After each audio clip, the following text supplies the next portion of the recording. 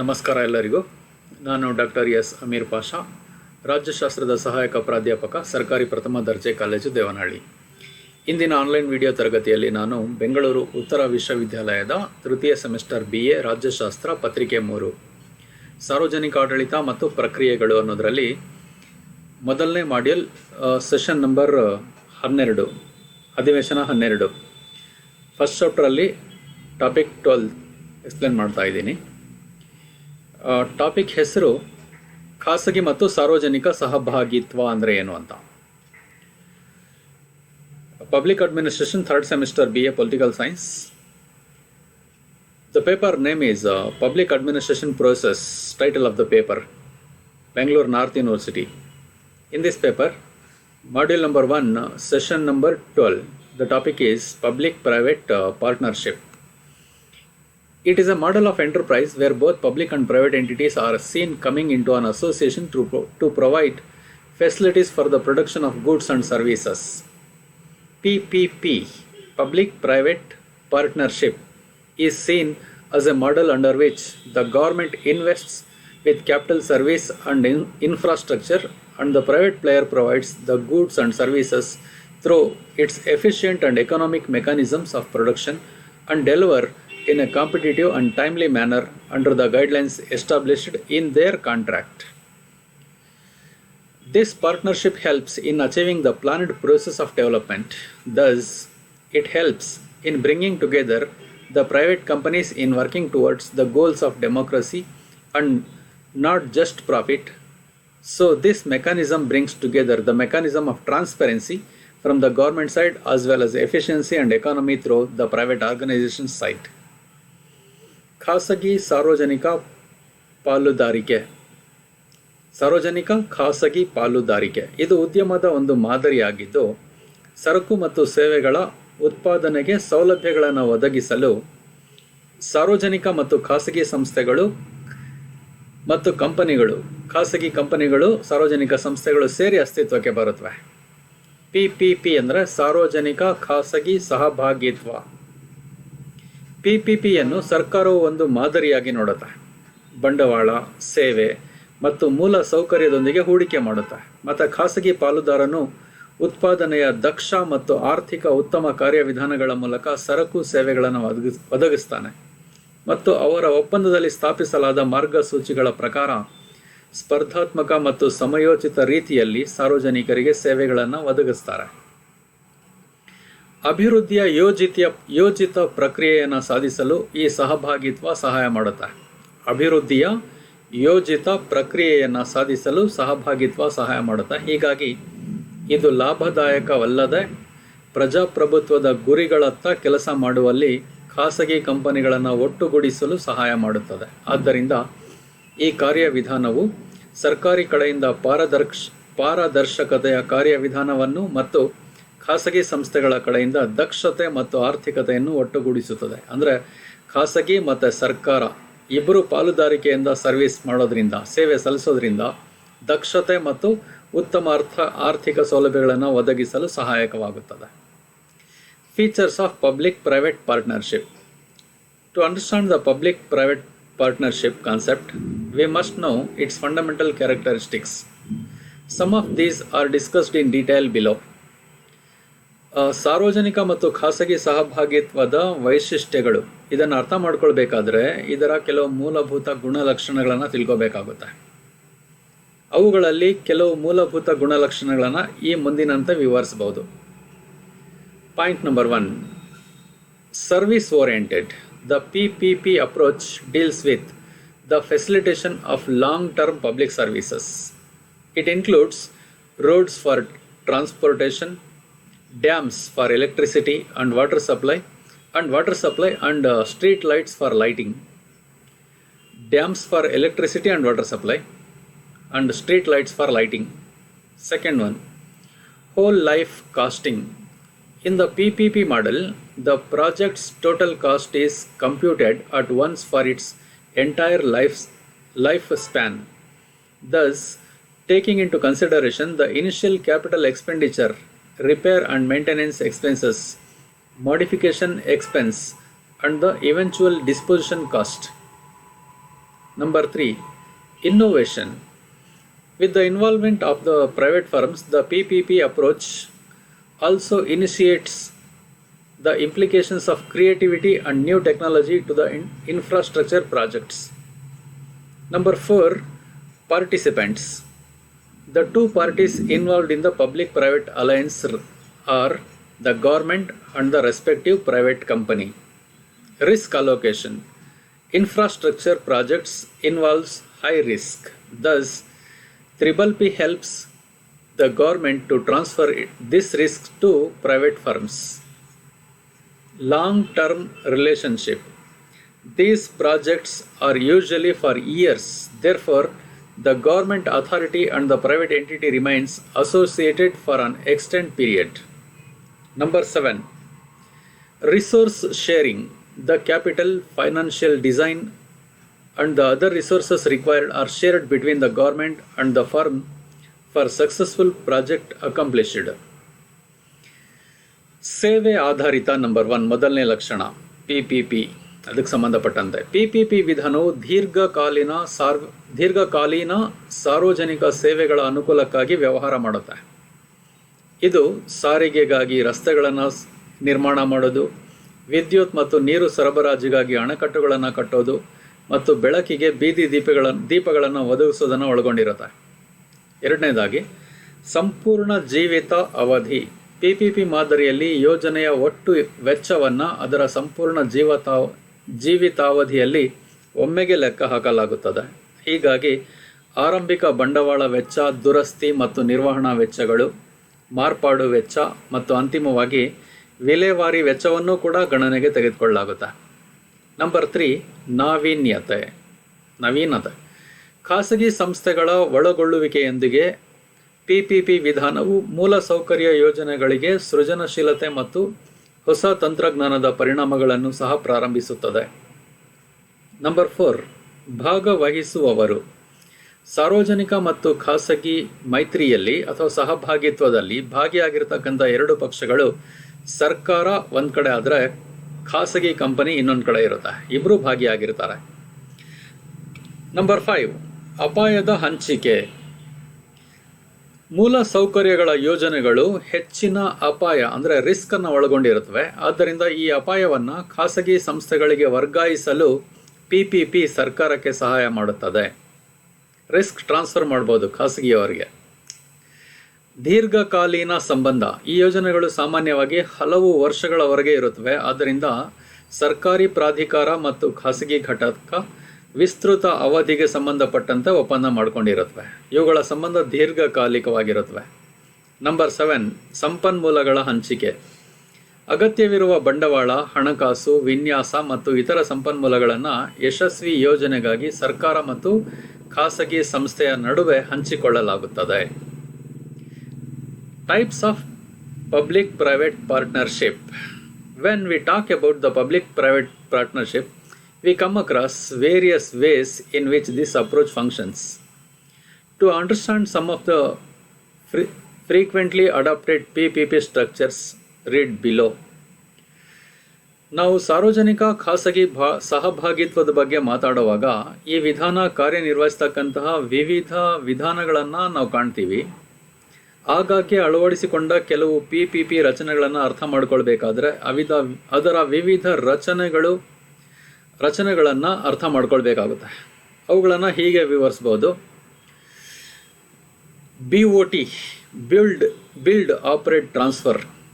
The toll road construction projects are illustrated under this conventional model.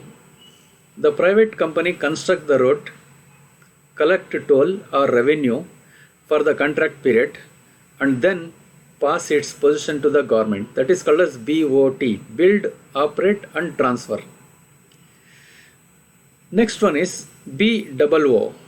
It means build, own, operate. It is though very similar to the BOT model. Here the position of the facility remains with the private entity itself. It can build, it can own, it can operate, but it cannot transfer to the government according to this structure. Build, operate, transfer, BOT. Toll ರಸ್ತೆ ನಿರ್ಮಾಣ ಯೋಜನೆಗಳನ್ನು ಈ ಸಾಂಪ್ರದಾಯಿಕ ಮಾದರಿಯಲ್ಲಿ ನಿರ್ಮಿಸಲಾಗುತ್ತೆ. ಖಾಸಗಿ company ರಸ್ತೆನ ನಿರ್ಮಿಸುತ್ತೆ, toll ಅಥವಾ ಆದಾಯವನ್ನು ಸಂಗ್ರಹಿಸ್ತಾ ಇರುತ್ತೆ ಒಂದು ಒಪ್ಪಂದದ ಅವಧಿವರೆಗೆ, ಮತ್ತು ನಂತರ ತನ್ನ ಸ್ವಾಧೀನವನ್ನು ಸರ್ಕಾರಕ್ಕೆ ಬಿಟ್ಟುಕೊಡ್ಬೇಕಾಗುತ್ತೆ. ಇದು ಒಂದು ರೀತಿಯ ವಿಧಾನ. ಆದರೆ ಇನ್ನೊಂದು ವಿಧಾನ BOO, ಬಿಲ್ಡ್, ಓನ್, ಆಪರೇಟ್. ಇದು BOT ಮಾದರಿಯನ್ನೇ ಹೋಲುತ್ತೆ. ಆದರೆ ಇಲ್ಲಿ ಸೌಲಭ್ಯವನ್ನು ಸ್ವಾಧೀನಪಡಿಸಿಕೊಳ್ಳುವುದು ಖಾಸಗಿ ಘಟಕದಲ್ಲೇ ಉಳ್ಕೊಳ್ಳುತ್ತೆ. ಅಂದರೆ ಅವರೇ ರಸ್ತೆನೂ ನಿರ್ಮಾಣ ಮಾಡ್ತಾರೆ, ಅವರೇ ಅದನ್ನು ಆಪ್ರೇಟು ಮಾಡ್ತಾರೆ, ಹಾಗೆಯೇ ಓನರ್ ಆಗಿ ಅವರೇ ಇಟ್ಕೊಳ್ತಾರೆ, ಸರ್ಕಾರಕ್ಕೆ ಬಿಟ್ಕೊಡೋದಿಲ್ಲ. Next one, boot, build, own, operate and transfer. To recover the cost of construction and incur gains, the private firm after development keeps the possession of the facility up to the contract period, after which it passes on the ownership to the public sector. That is called as BOOT. Next, BLOT, BLOT, build, lease, operate, transfer. The private company uses a leased public property to develop a facility. It functions on this property for the lease period to recover cost and earn revenue. Later, as the lease expires, the land is handed over back to the government. That is called as BLOT, build, lease, operate and transfer method. Next one, design and build. It is also called as DB. This is the basic form of P3, where the private company layouts and constructs the facility as per the government requirements. After complete risk assessment, in return, it takes a fixed amount as its charges. Next one, DBF, design, build and finance. The private sector firms undertakes a project to design the layout, build the facility and meet the capital cost involved in such designing and construction. ನಿರ್ಮಾಣ ವೆಚ್ಚವನ್ನು ಮರುಪಡೆಯಲು ಮತ್ತು ಲಾಭ ಗಳಿಸಲು ಖಾಸಗಿ ಸಂಸ್ಥೆಯು ಅಭಿವೃದ್ಧಿಯ ನಂತರ ಸೌಲಭ್ಯವನ್ನು ಒಪ್ಪಂದದ ಅವಧಿಯವರೆಗೆ ಇಟ್ಕೊಳ್ಳುತ್ತೆ. ಅದರ ನಂತರ ಮಾಲೀಕತ್ವವನ್ನು ಸಾರ್ವಜನಿಕ ವಲಯಕ್ಕೆ ತಲುಪಿಸ್ಬಿಡುತ್ತೆ ಅಥವಾ ಟ್ರಾನ್ಸ್ಫರ್ ಮಾಡುತ್ತೆ. ಇದನ್ನು ಬೂಟ್ ಅಂತ ಕರೀತಾರೆ. BOOT, build, own, operate and transfer ಅಂತ. ಇನ್ನೊಂದು ವಿಧಾನ ಬ್ಲಾಟ್ ಅಂತ, build, lease, operate and transfer. ಖಾಸಗಿ ಕಂಪನಿ ಸೌಲಭ್ಯಗಳನ್ನು ಅಭಿವೃದ್ಧಿಪಡಿಸಲು ಗುತ್ತಿಗೆ ಪಡೆದ ಸಾರ್ವಜನಿಕ ಆಸ್ತಿಯನ್ನು ಬಳಸುತ್ತದೆ. ವೆಚ್ಚವನ್ನು ಮರುಪಡೆಯಲು ಮತ್ತು ಆದಾಯವನ್ನು ಗಳಿಸಲು ಗುತ್ತಿಗೆ ಅವಧಿಗೆ ಇದು ಈ ಆಸ್ತಿಯಲ್ಲಿ ಕಾರ್ಯನಿರ್ವಹಿಸುತ್ತದೆ. ಗುತ್ತಿಗೆ ಅವಧಿ ಮುಗಿದ ನಂತರ ಭೂಮಿಯನ್ನು ಮತ್ತೆ ಸರ್ಕಾರಕ್ಕೆ ಹಸ್ತಾಂತರಿಸಿಬಿಡುತ್ತೆ. ಇದನ್ನು ಬ್ಲಾಟ್ ಅಂತ ಕರೀತಾರೆ. ಬಿಲ್ಡ್, ಲೀಸ್, ಆಪರೇಟ್, ಆಮೇಲೆ ಟ್ರಾನ್ಸ್ಫರ್ ಮಾಡಿಬಿಡೋದು ಸರ್ಕಾರಕ್ಕೆ. DBFO ಮಾದರಿಯಲ್ಲಿ ಯೋಜನೆಯ ವಿನ್ಯಾಸ, ಸೌಲಭ್ಯ ನಿರ್ಮಾಣ, ಅಗತ್ಯ ಬಂಡವಾಳವನ್ನು ವ್ಯವಸ್ಥೆ ಮಾಡೋದು ಮತ್ತು ಅನುದಾನದ ಅವಧಿಯವರೆಗೆ ಅದನ್ನು ನಿರ್ವಹಿಸುವ ಜವಾಬ್ದಾರಿ ಖಾಸಗಿ ಕಂಪನಿ ವಹಿಸ್ಕೊಂಡಿರುತ್ತೆ. ಸೌಲಭ್ಯ ಕಾರ್ಯಾಚರಣೆಗಳ ಆದಾಯ ವೆಚ್ಚವನ್ನು ಪೂರೈಸುತ್ತೆ ಮತ್ತು ಕಂಪನಿಗೆ ಲಾಭನೂ ಕೊಡ್ತಾ ಇರುತ್ತೆ. ಈಗ ಪಬ್ಲಿಕ್ ಪ್ರೈವೇಟ್ ಪಾರ್ಟ್ನರ್ಶಿಪ್ಪಿಂದ ಏನೇನು ಅನುಕೂಲಗಳಾಗುತ್ತೆ ಅಂತ ನಿಮ್ಗೆ ಈಗ ಅರ್ಥ ಆಗಿರುತ್ತೆ. ಪಬ್ಲಿಕ್ ಪ್ರೈವೇಟ್ PPP ಇದರ ಅರ್ಥ ಏನು ಅಂತ. ಸರ್ಕಾರ ಮತ್ತು ಖಾಸಗಿ ಸಂಸ್ಥೆಗಳ ಸಹಭಾಗಿತ್ವದ ಮೂಲಕ ಸಾರ್ವಜನಿಕರಿಗೆ ಸೇವೆಯನ್ನು ಸಲ್ಲಿಸ್ತಕ್ಕಂಥದ್ದನ್ನೇ public private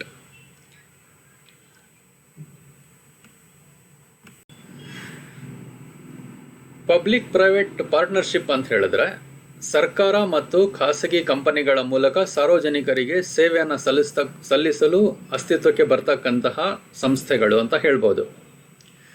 The PPP approach is highly beneficial for the government, the country, the economy, the private organizations and the public.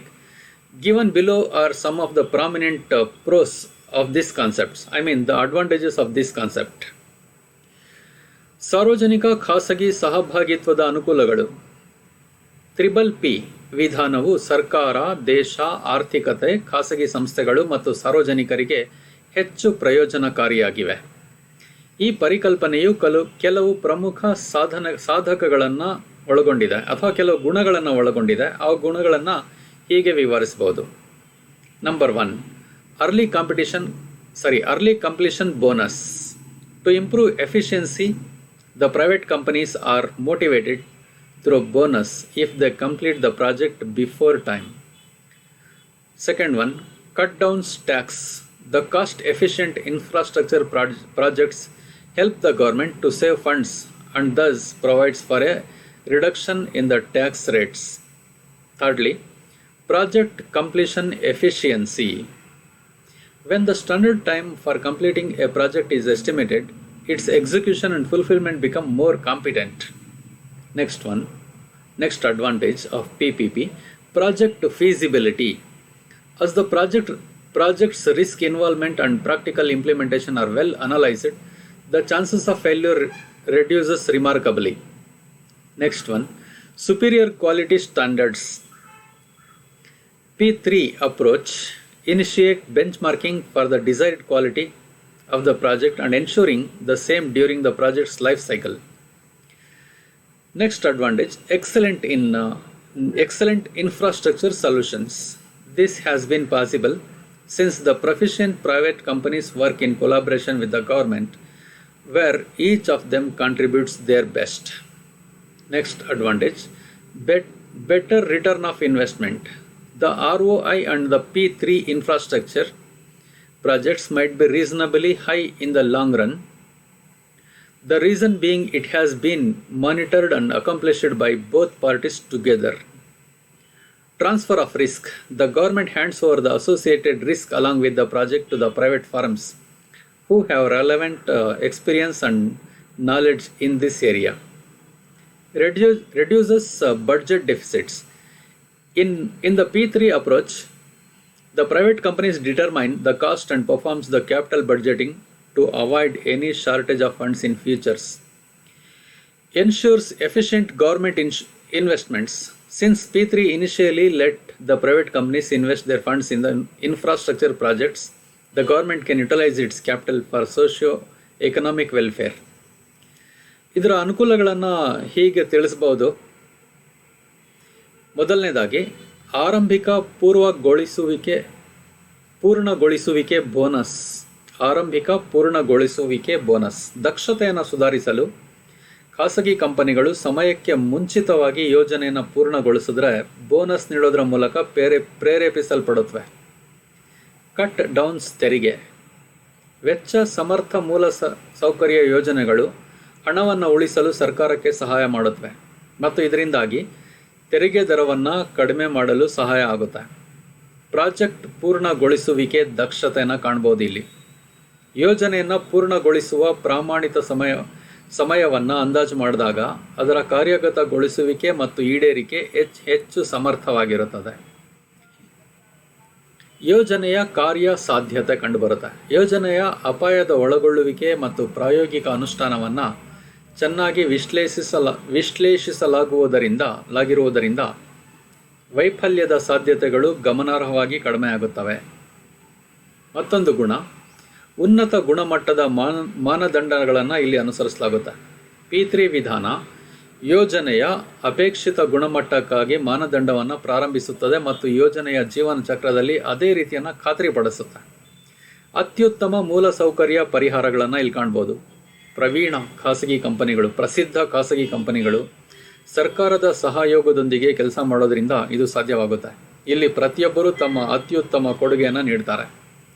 ಹೂಡಿಕೆಯ ಉತ್ತಮ ಆದಾಯ ಸಿಗುತ್ತೆ ಇಲ್ಲಿ. P3 ಮೂಲಸೌಕರ್ಯ ಯೋಜನೆಗಳ ROI ದೀರ್ಘಾವಧಿಯಲ್ಲಿ ಸಮಂಜಸವಾಗಿ ಹೆಚ್ಚಿರಬಹುದು. ಇದಕ್ಕೆ ಕಾರಣ ಎರಡೂ ಪಕ್ಷಗಳು ಒಟ್ಟಾಗಿ ಮೇಲ್ವಿಚಾರಣೆ ಸಾಧಿಸುತ್ತವೆ. ಅಂದರೆ ಖಾಸಗಿ ಮತ್ತು ಸರ್ಕಾರ ಇಬ್ಬರು ಮೇಲ್ವಿಚಾರಣೆ ನಡೆಸೋದ್ರಿಂದ ಇಲ್ಲಿ ದಕ್ಷತೆನ ಕಾಣ್ಬೋದು, ಉತ್ತಮ ಮೇಲ್ವಿಚಾರಣೆಯನ್ನು ಕಾಣ್ಬೋದು, ಮೂಲ ಸೌಕರ್ಯಗಳನ್ನು ಉತ್ತಮವಾಗಿ ನಿರ್ಮಿಸೋದಕ್ಕೂ ಸಾಧ್ಯ ಆಗುತ್ತೆ. ರಿಸ್ಕ್ ಟ್ರಾನ್ಸ್ಪೋರ್ಟ್, ಅಪಾಯದ ವರ್ಗಾವಣೆ. ಈ ಯೋಜನೆಯೊಂದಿಗೆ ಸಂಬಂಧಿಸಿದ ಅಪಾಯ ಮತ್ತು ಜ್ಞಾನವನ್ನು ಹೊಂದಿರತಕ್ಕಂಥ ಖಾಸಗಿ ಸಂಸ್ಥೆಗಳಿಗೆ ಸರ್ಕಾರವು ಯೋಜನೆಯೊಂದಿಗೆ ಸಂಬಂಧಿಸಿದ ಅಪಾಯವನ್ನು ಹಸ್ತರಿಸುತ್ತೆ. ಆದರೆ ಖಾಸಗಿ ಕಂಪನಿಗಳು ಅಪಾಯವನ್ನು ಯಾವ ರೀತಿ ಎದುರಿಸ್ಬೇಕಂತ ಚೆನ್ನಾಗಿ ತಿಳ್ಕೊಂಡಿರುತ್ತೆ. ಬಜೆಟ್ ಕೊರತೆಗಳನ್ನು ಕಡಿಮೆ ಮಾಡುತ್ತೆ. P3 ವಿಧಾನದಲ್ಲಿ ಖಾಸಗಿ ಕಂಪನಿಗಳು ವೆಚ್ಚನ ನಿರ್ಧರಿಸೋದ್ರಿಂದ ಭವಿಷ್ಯದಲ್ಲಿ ಯಾವುದೇ ಹಣಕಾಸಿನ ಕೊರತೆಯನ್ನು ತಪ್ಪಿಸಲು ಬಂಡವಾಳ ಬಡ್ಜೆಟನ್ನು ನಿರ್ವಹಿಸಿಕೊಳ್ಳುತ್ತವೆ. ಸಮರ್ಥ ಸರ್ಕಾರಿ ಹೂಡಿಕೆಯನ್ನು ಇದು ಖಚಿತಪಡಿಸುತ್ತೆ. P3 ಆರಂಭದಲ್ಲಿ ಖಾಸಗಿ ಕಂಪನಿಗಳಿಗೆ ತಮ್ಮ ಹಣವನ್ನು ಮೂಲ ಸೌಕರ್ಯ ಯೋಜನೆಗಳಲ್ಲಿ ಹೂಡಿಕೆ ಮಾಡಲು ಅವಕಾಶ ಮಾಡೋದ್ರಿಂದ ಸರ್ಕಾರ ತನ್ನ ಬಂಡವಾಳವನ್ನು ಸಾಮಾಜಿಕ ಆರ್ಥಿಕ ಕಲ್ಯಾಣಕ್ಕಾಗಿ ಬಳಸ್ಕೊಳ್ಬೋದು. Let us discuss what are the disadvantages of P3. On the one hand, it helps to improve the infrastructure conditions in a country, whereas on the other hand, it has the following limitations or disadvantages. Let us discuss one by one. Number one, involves risk for private firms. The public-private partnership provides for the transfer of risk to the private entities, overburdening them with the responsibility of failure. Number two, varying profitability. The complexity, competition level, associated risk, nature, size and impact of the project determines its profitability.